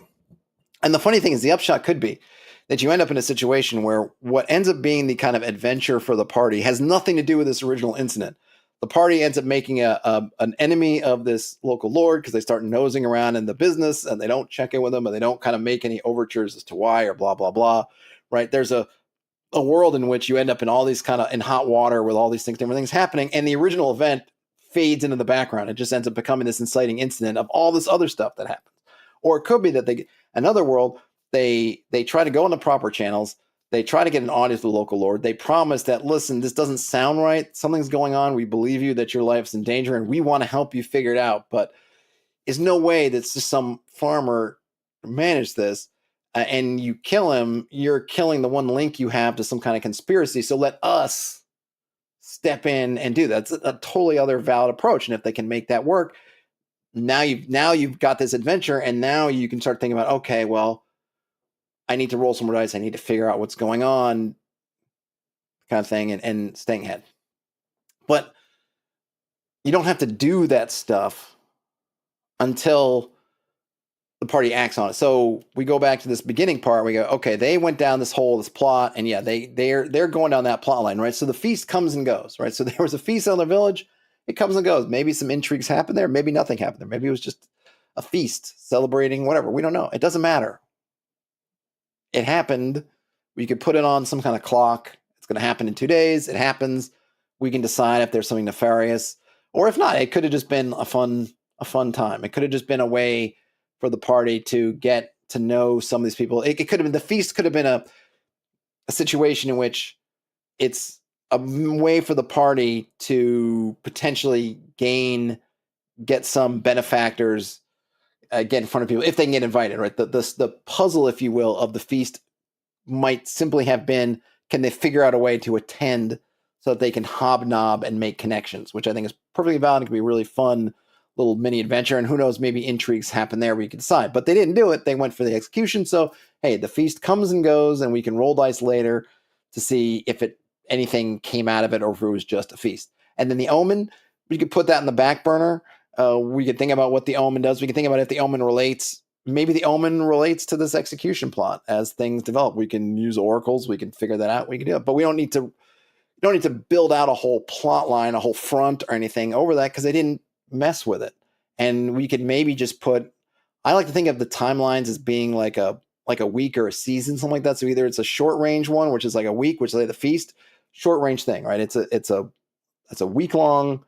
And at the end of the week, it's going to resolve. And other things might be a season long, which might be the omen. The omen, whatever's going to happen is going to be a season. Or maybe if you want to have like a week, a season, or a year. So maybe we could make a little table. When does it end? And when does it happen? And then do that. So that's kind of the idea behind it. But it's much easier to kind of riff on it and talk about it than it is to kind of write it down.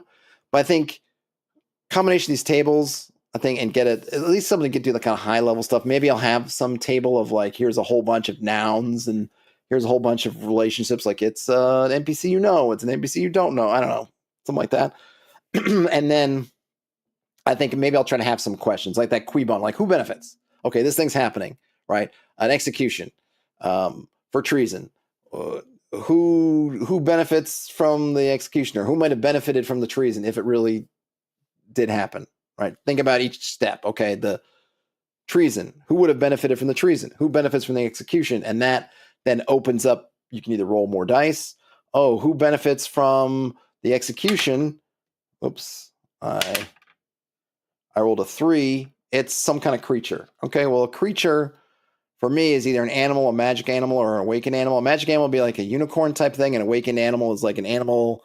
It's kind of usually like a Princess Mononoke was sort of my influence there. Those animals that can speak, they're like the big boar god and the thing like that, right? So that would be that. So it'd be interesting to think of if it's who benefits from the execution. It would be just a regular animal. Maybe it doesn't make sense. I roll again. Maybe it's something interesting. Oh yeah, the vultures. The vultures benefit. Does that mean something? I don't know. But maybe that ends up playing into another omen. Maybe the omen was about vultures having a feast, and so this comes full circle. But you just get all these threads coming out, and you just try to link the threads kind of as you need to, and just keep linking them together. At some point, you'll have to, obviously, there'll be things you want to prep more. I don't know that I could run a whole game like this. I bet you I could of a fashion.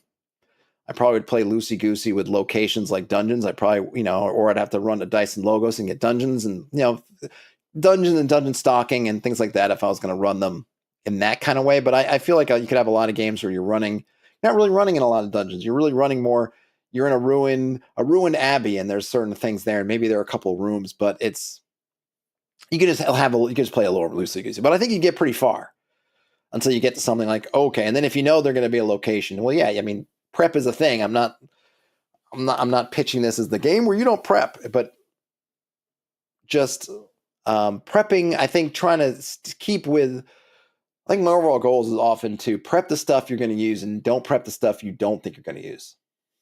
Right, as much as you can, as much as you want to. Sometimes it's fun to world build, and so you want to do that. But other times, you want to kind of be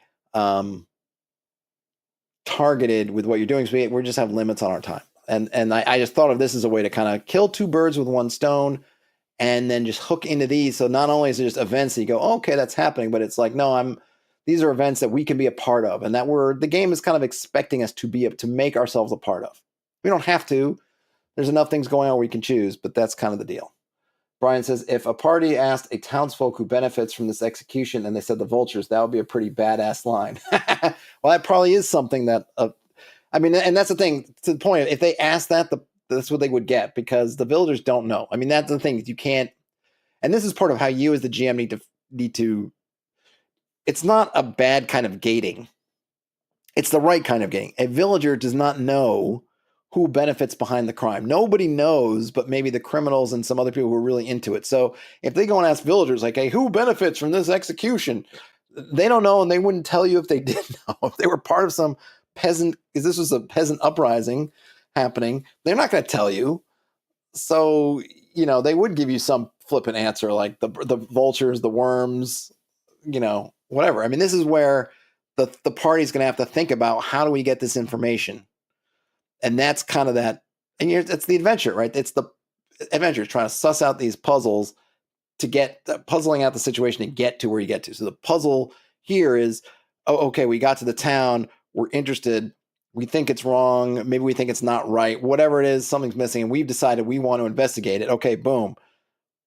Now we got to figure out these things. And that's the figuring out part. And those kind of situations is oftentimes the stuff that doesn't have a lot of things written about it anyway. I mean, in an adventure, you might get like, so-and-so knows this. So-and-so, the mayor knows that the butcher is in love with the innkeeper. The innkeeper knows that the mayor has a secret, dungeon under their house. The butcher knows that, right? You might get some of those things, but really how you get from kind of what they know to being given to the party is kind of left up to sort of role play anyway. So just role play it out.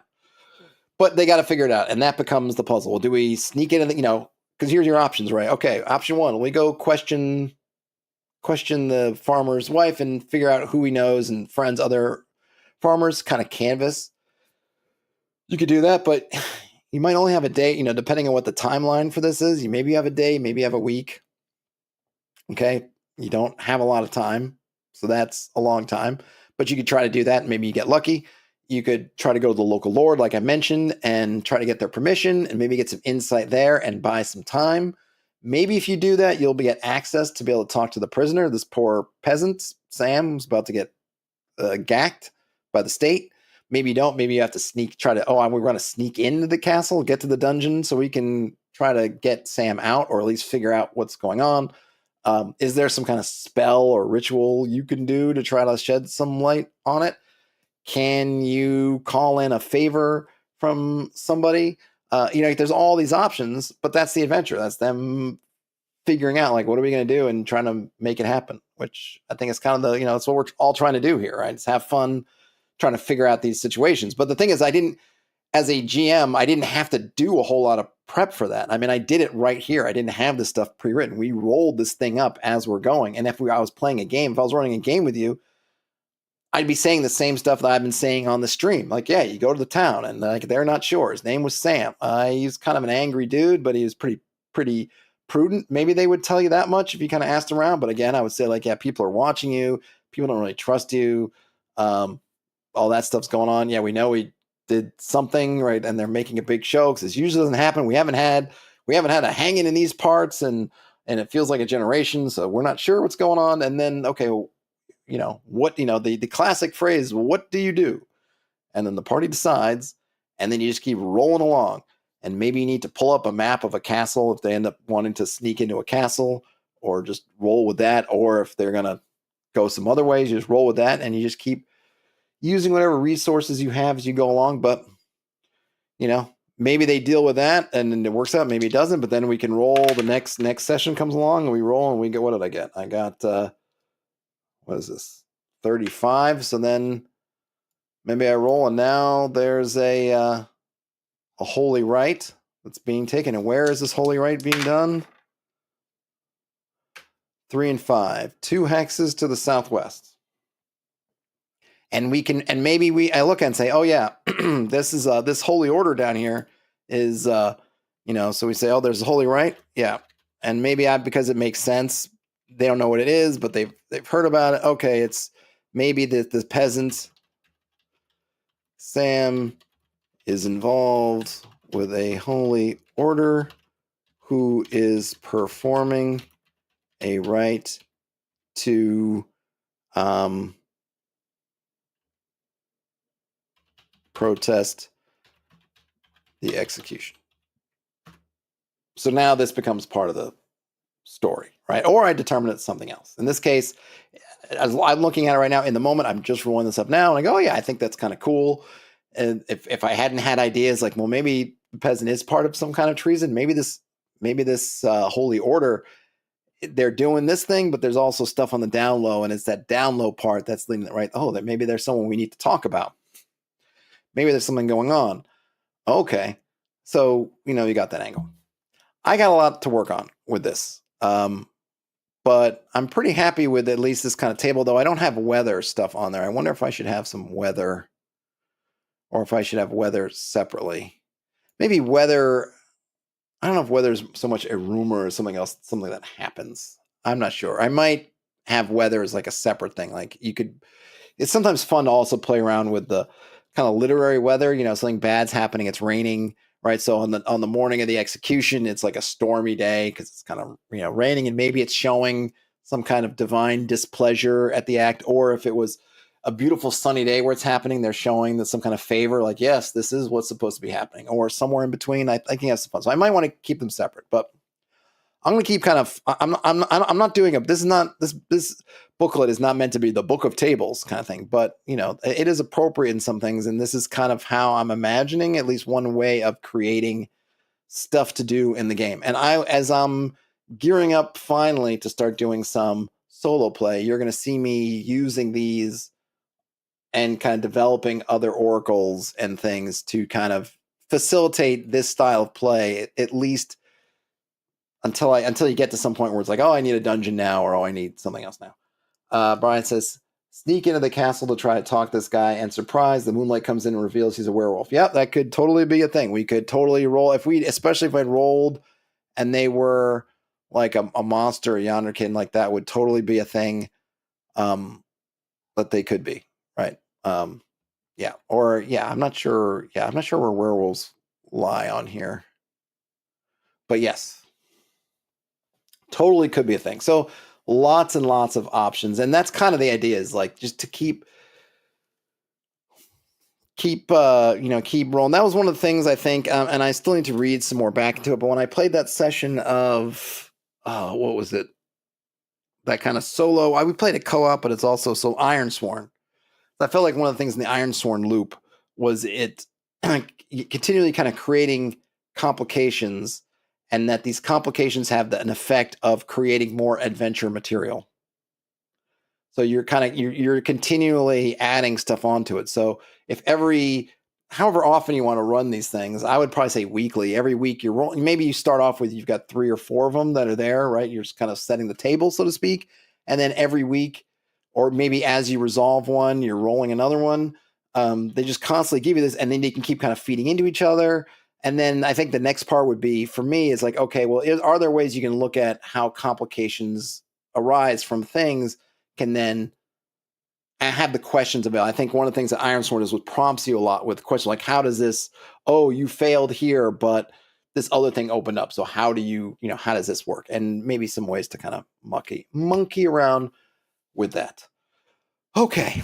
All right. I think I'm done for the night, thanks for hanging out with me. It's a late night. I'm just me and my daughter over the weekend. I will probably, if I've got the energy, maybe tomorrow night. I also will try to do another stream after everyone's gone to bed or she's gone to bed, and I'm obviously still awake for the most part. I'm not sure. Sometimes I feel like I have the energy, and then sometimes I don't. But we shall see. But yeah, that's that. So we did a little bit of the checking out what's going on in the OSR subreddit. It gave me an excuse to run through this, which I'm happy about it. I will actually add these two tables if I can find space for them here or on the following page. And probably I'll also put in, I think, a timeline, like how long does this last? And I think I'll probably have something like a day, a week, a season, a year, some combination like that. So that you have some idea, at least as a referee, how quickly things are moving. And then maybe you can even have like, what is the impact? Is it local? Is it regional? Is it global? Like this omen, is something that's just this little area? Or is it this region, or something like, oh my gosh, it's the Great Conjunction and it's going to change the universe. So potentially, right? Okay. All right, folks. Well, as I said, thanks a bunch for hanging out. Enjoy the rest of your day, night, or whenever you end up watching or listening to this. Game on, everybody. And I'll talk to you later. Bye now.